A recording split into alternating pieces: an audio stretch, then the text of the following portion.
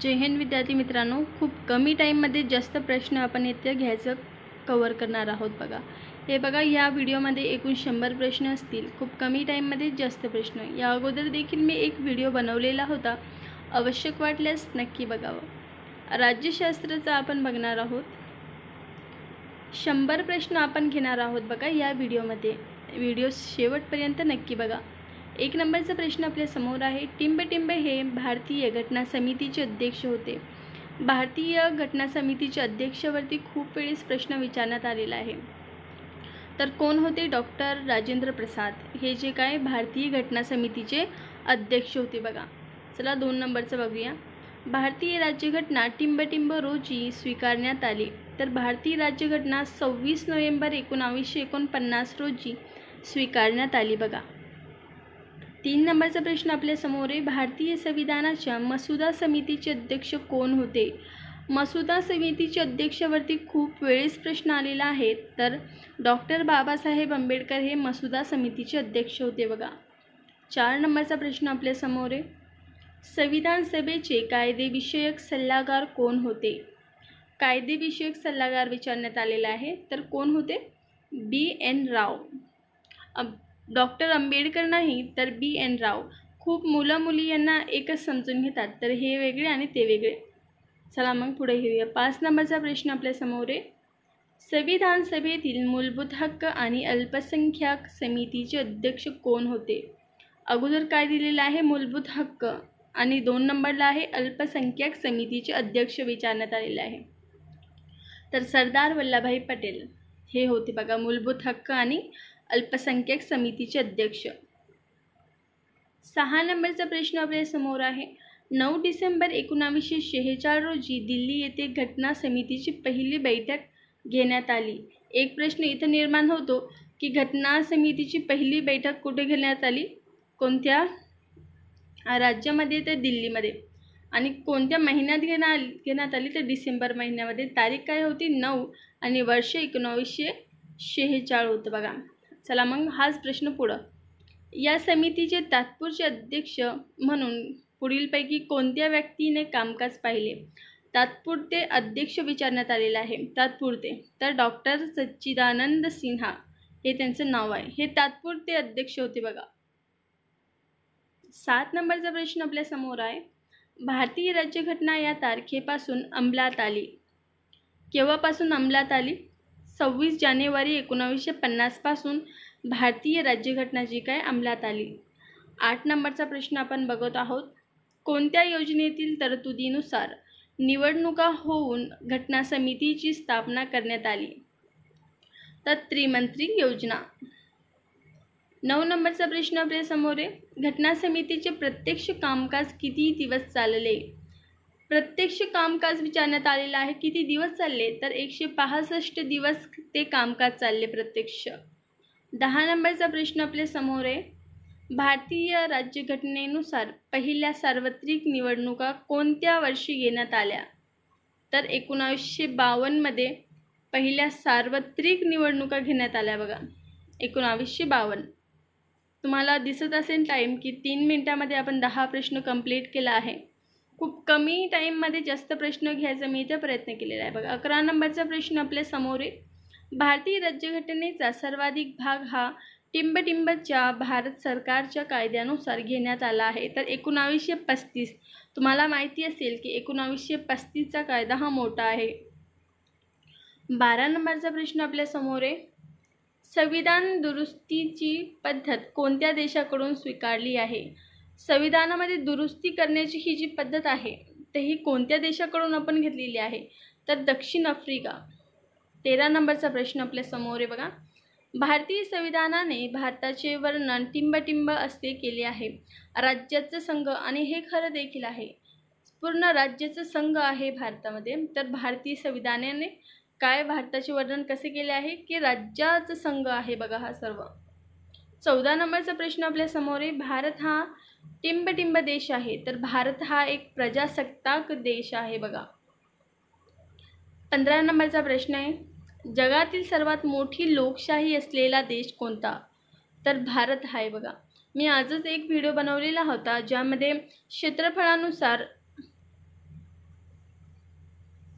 मोठे देश आणि क्षेत्रफळाने आपला भारताचा जे देश आहे तर क्षेत्रफळाच्या दृष्टीने 7वा क्रमांक लागतो. पहिला क्रमांक कोणत्या देशाचा लागतो, दुसरा क्रमांक कोणत्या देशाचा लागतो, हे सर्व मी त्या व्हिडिओमध्ये सांगितलेलं आहे. आवश्यक वाटल्यास नक्की बघावं. चला मग पुढे घेऊया. जगातील सर्वात मोठी लोकशाही असलेला देश कोणता, तर आपला प्यारा भारत देश आहे बघा. 16 नंबरचा प्रश्न आपल्यासमोर आहे. भारतीय राज्यघटनेत सुरुवातीस 395 कलमे व 8 परिशिष्ट होती. सुरुवातीस सांगितलेले प्रश्न वाचता वेळेस नीट वाचायचं बघा. तर सुरुवातीस किती होती, तर 395 कलमे व 8 परिशिष्ट होती. आजच्या काळामध्ये किंवा आजच्या टाईमला किती कलमे आणि किती परिशिष्ट आहे हे नक्की मला कळवा. 17 नंबरचा प्रश्न आपल्यासमोर आहे. घटनेच्या कितव्या कलमानुसार जम्मू आणि काश्मीरला खास दर्जा देण्यात आला आहे, तर कलम 370. तुम्हाला माहिती असेल मागे कलम 370 कशामुळे लागू करण्यात आली होती हे कमेंट बॉक्समध्ये नक्की कळवा. तुम्ही इथे प्रश्न वाचून घेता परंतु कमेंट बॉक्समध्ये उत्तर देत नाही आणि मी नेहमी विचार करते की मी हा प्रश्न विचारला होता परंतु त्याचं उत्तर मला कुणी दिलंच नाही. 18 नंबरचा प्रश्न तुमच्यासमोर आहे. राष्ट्रीय आणीबाणी कोणत्या कलमाद्वारे पुकारली जाते. राष्ट्रीय आणीबाणी सांगितलेलं आहे तर 352. राष्ट्रीय आणीबाणी यावरती प्रश्न आलेला आहे बघा. येऊ शकतो आणि येईल देखील. 19 नंबरचा प्रश्न आपल्यासमोर आहे. घटना समितीचे भारतीय राज्यघटनेत उद्देशपत्रिका ही कल्पना कोणत्या देशाकडून उचलली. कोणती, तर उद्देशपत्रिका ही कल्पना कोणत्या देशाकडून उचललेली, तर आपण अमेरिकाकडून जी काय उद्देशपत्रिका ही कल्पना उचलली बघा. 20 नंबरचा प्रश्न आपल्यासमोर आहे. 26 नोव्हेंबर 1949 रोजी घटना समितीने सरनामा मंजूर केला. घटना समितीने सरनामा केव्हा मंजूर केला. 26 नोव्हेंबर 1949. असा फिरून देखील प्रश्न विचारू शकतात तुम्हाला. तर तो कोणी लिहिला, सरनामा कोणी लिहिला 26 नोव्हेंबर 1949ला घटना समितीचा सरनामा कोणी लिहिला असा प्रश्न आहे. तर पंडित नेहरू यांनी लिहिला बघा सरनामा. 21 नंबरचा प्रश्न आहे. घटनाकारांनी कशाला घटनेची गुरुकिल्ली मानलेली आहे, तर सरनामाला. आणि तो कोणी लिहिला, तर पंडित नेहरू यांनी. कोणत्या वर्षी 1949. महिना कोणता, नोव्हेंबर आणि तारीख 26. एवढं देखील लक्षात ठेवलं तर खूप आहे. 22 नंबरचा प्रश्न आपल्यासमोर आहे. भारतीय घटनेच्या कितव्या कलमान्वये जीविताची व व्यक्ती स्वातंत्र्याची हमी दिली आहे. कलम 21. 23 नंबरचा प्रश्न आपल्यासमोर आहे. भारतीय घटनेच्या टिंबटिंब्याव्या कलमान्वये अस्पृश्यतेची प्रथा नष्ट करण्यात आली असून अस्पृश्यता पाळणे हा गुन्हा ठरविण्यात आला आहे बघा. कलम 17. कलम 17 वरती खूप वेळेस प्रश्न आलेला आहे आणि येऊ शकतो देखील.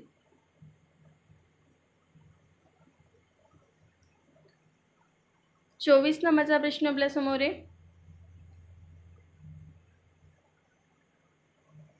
44व्या घटना दुरुस्तीनंतर संपत्तीचा हक्क हा आता फक्त टिंबटिंब हक्क आहे. तर संपत्तीचा हक्क होता बघा 44व्या घटना दुरुस्तीमध्ये. आता तो हक्क कसा आता कायदेशीर आहे. 25 नंबरचा प्रश्न आहे बघा. राज्यघटनेतील मूलभूत कर्तव्याची संख्या किती आहे. मूलभूत कर्तव्य म्हणजे आपल्या स्वतःला ह्या कर्तव्याचं पालन करावं लागतं, तर ती आहे 11 कर्तव्ये.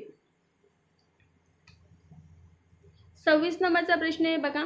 मूलभूत कर्तव्याशी संबंधित कलम कोणते. आता कलम देखील विचारतात बरं का. तर 51A आहे बघा. 27 नंबरचा प्रश्न आहे बघा. भारतीय घटनेच्या टिंबटिंब या भागावर गांधीजींच्या तत्वाचा प्रभाव आढळतो. मार्गदर्शन तत्वे यावर गांधीजींच्या तत्वाचा प्रभाव आढळतो. कशावर, मार्गदर्शन तत्वे. कुणाचा प्रभाव आढळतो, तर गांधीजींचा. 28 नंबरचा प्रश्न आपल्या समोर आहे. मार्गदर्शन तत्वे कोणत्या देशाच्या राज्यघटनेवरून घेण्यात आली आहेत. तर मार्गदर्शन तत्वे हे आयर्लंड या देशाच्या राज्यघटनेवरून घेण्यात आले बघा. काय घेण्यात आले, मार्गदर्शन तत्वे. देश कोणता, आयर्लंड. 29 नंबरचा प्रश्न खूप IMP आहे. मार्गदर्शन तत्वाची तरतूद कोणत्या कलमामध्ये केली आहे. 26 ते 51. राज्यशास्त्राचे हे जे प्रश्न आहे ना, दिसायला सोपे वाटतात, परंतु हेच प्रश्न आपल्याला 1-2 मार्क आपल्या घेऊन चालले जातात आणि जेणेकरून आपलं सिलेक्शन होत नाही. तर सांगू शकत नाही कोणत्या व्हिडिओमधला एखाद प्रश्न तुमचं सिलेक्शन ठरवू शकते. त्यामुळे राज्यशास्त्राचा देखील अभ्यास असू द्या. 30 नंबरचा प्रश्न आपल्या समोर आहे. भारतीय नागरिकत्वाचा कायदा केव्हा संमत झाला? नागरिकत्वाचा कायदा सांगितलेला आहे तर 1955. 31 नंबरचा प्रश्न खूप IMP आहे सर्वांसाठी. भारतात नागरिकत्वाची कोणती पद्धत अस्तित्वात आहे? एकेरी पद्धत आहे बघा. खूप मुलं दुहेरी करून येतात तर नाही, एकेरी. 32 नंबरचा प्रश्न आहे. राज्यसभेत जास्तीत जास्त टिंब इतके सदस्य असतात. राज्यसभेमध्ये विचारण्यात आले आहे 250 इतके जास्तीत जास्त सदस्य असतात. 33 नंबरचा प्रश्न आहे बघा. खालीलपैकी कोणत्या ग्रहाचा अध्यक्ष हा त्या ग्रहाचा सदस्य नसतो? कोणते येते मग? राज्यसभा. आणि सदस्य किती? 250. चला मग राज्यसभेवर लागले आपला प्रश्न. 34 नंबरचा प्रश्न आहे. राज्यसभेच्या सभासदाचा कार्यकाळ किती वर्ष असतो? 6 वर्ष असतो बघा. 35 नंबरचा प्रश्न आहे. नवी अखिल भारतीय सेवा निर्माण करण्यासाठी शिफारस करण्याचा अधिकार कोणास आहे? राज्यसभाला आहे बघा. 36 प्रश्न. राज्यसभा हे संसदेचे वरिष्ठ परंतु द्वितीय सभागृह आहे. वरिष्ठ आहे परंतु द्वितीय आहे. 37 नंबरचा प्रश्न आपल्या समोर आहे. दर 2 वर्षांनी राज्यसभेचे किती सभासद निवृत्त होतात? 3 बघा. 38 नंबरचा प्रश्न आहे बघा. राज्यसभेचा पदसिद्ध अध्यक्ष कोण असतो? राज्यसभा विचारण्यात आलेले आहे तर उपराष्ट्रपती हे राज्यसभेचे पदसिद्ध अध्यक्ष असतात. 39 नंबरचा प्रश्न IMP खूप. राज्यसभा सभागृहाचा कालावधी किती वर्षांचा असतो? तर स्थायी सभागृह असतात. स्थायी सभागृह राज्यसभामध्येच असतात, हे तुमच्या माइंडमध्ये फिट करून घ्या बघा. 40 नंबरचा प्रश्न आहे बघा. लोकसभा व राज्यसभा यांच्या संयुक्त बैठकीचे अध्यक्ष टिंब असतो तर लोकसभाचा सभापती असतो अध्यक्ष. 41 नंबरचा प्रश्न आपल्या समोर आहे. व्हिडिओ आवडत असेल तर लाईक शेअर करायला विसरू नका, सबस्क्राईब करायला विसरू नका, कारण अशा प्रश्नासाठी तुम्हाला हा एकमेव चॅनल भेटेल. 41 नंबरचा प्रश्न आपल्या समोर आहे. अर्थविधेयक सर्वप्रथम कोठे सादर करण्यात येते? अर्थविधेयकावरती विचारण्यात आले तर लोकसभामध्ये अर्थविधेयक सर्वप्रथम सादर करतात. 42 नंबरचा प्रश्न. लोकसभा सदस्य सभागृहात कोणाला उद्देशून बोलवतात? सभापती अध्यक्षला उद्देशून बोलवतात. कोणतं? लोकसभा. 43 नंबरचा प्रश्न आहे. एखादे विधेयक हे धनविधेयक आहे किंवा नाही हे ठरवण्याचा अधिकार कोणाला आहे? धनविधेयक आहे किंवा नाही हे कोणाला अधिकार आहे बघा ठरवण्याचा? तर लोकसभाचे अध्यक्ष यांना. 44 नंबरचा प्रश्न आपल्या समोर आहे. लोकसभेतील किती जागा राखीव आहे? 131 जागा लोकसभेच्या राखीव आहे बघा. 45 नंबरचा प्रश्न खूप IMP आहे. लोकसभा व राज्यसभा यांच्या सदस्यत्वासाठी अनुक्रमे वयोमर्यादा किती आहे? वयोमर्यादा बघा. लोकसभासाठी 25 आणि राज्यसभासाठी 30. 46 नंबरचा प्रश्न खूप IMP आहे. लोकसभेचा उपसभापती आपला राजीनामा लोकसभेच्या सभापतीकडे सादर करतात. एक प्रश्न इथं झाला. लोकसभेचे सभापती आपला राजीनामा कोणाकडे सादर करतात? तर लोकसभा उपसभापतीकडे. हे जे सभापतीचं आलं ना तर तेव्हा सभापती नसले तर समजून घ्यायचं की उपसभापती जवळच आपला राजीनामा देणार आहे, असा प्रश्न आला. तर 47 नंबरचा प्रश्न आहे. सर्वसाधारण स्थितीत लोकसभेचा कार्यकाळ किती वर्ष असतो? 5 वर्ष असतो लोकसभेचा कार्यकाळ. 48 नंबरचा प्रश्न आहे. लोकसभेवर सर्वाधिक 80 सदस्य कोणत्या राज्यातून निवडून येतात?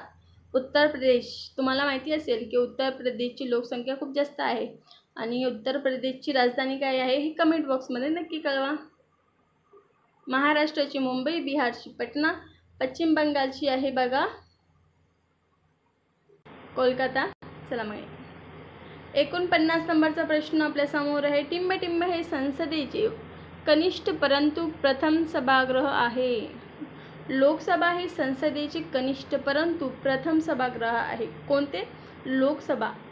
तुम्हाला मी सांगितलं होतं व्हिडिओच्या स्टार्टिंगला की मी एकूण 100 प्रश्न घेईल. तर हा पार्ट 1 आहे. यामध्ये मी फक्त 50 प्रश्न घेत आहे काही प्रॉब्लेम असल्यामुळे.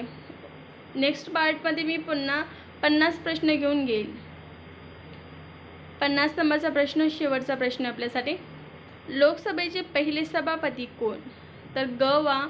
मावळणकर हे लोकसभेचे पहिले सभापती आहे. तुमच्यासाठी आज एक खास प्रश्न. मी कमेंट बॉक्समध्ये देखील हा प्रश्न टाईप करेल की महाराष्ट्र राज्याला एकूण किती लांबीचा समुद्र किनारा लाभलेला आहे. हा एक भूगोलचा प्रश्न आहे. हा कमेंट बॉक्समध्ये नक्की कळवा. धन्यवाद. शुभरात्री.